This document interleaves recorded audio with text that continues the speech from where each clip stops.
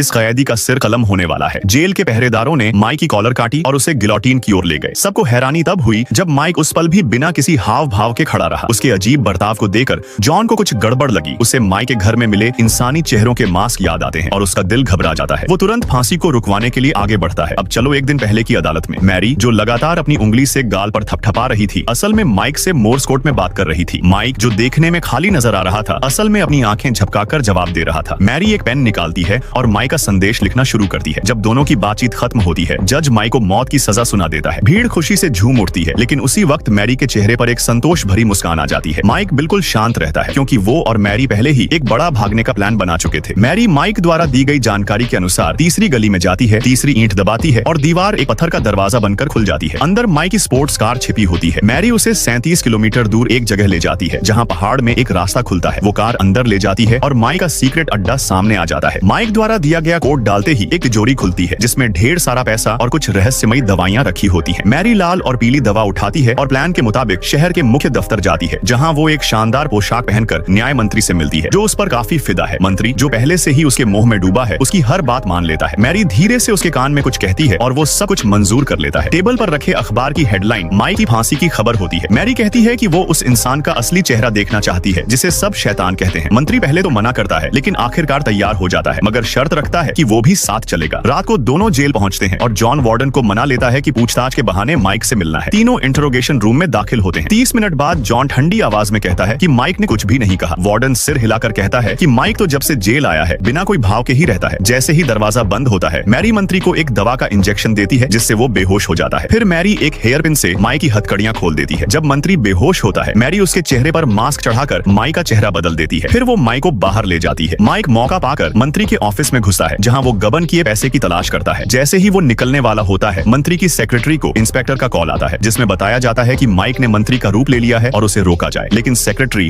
उसे किसी ठगी की कॉल समझकर गुस्से में काट देती है। माइक, जो सब सुन रहा था, जल्दी से वहां से भागता है। उस पुलिस वाले के सामने से निकलता है जो उसे पकड़ने आया था। फिर वो बाहर निकलकर मैरी की कार में बैठता है और दोनों वहां से निकल जाते हैं।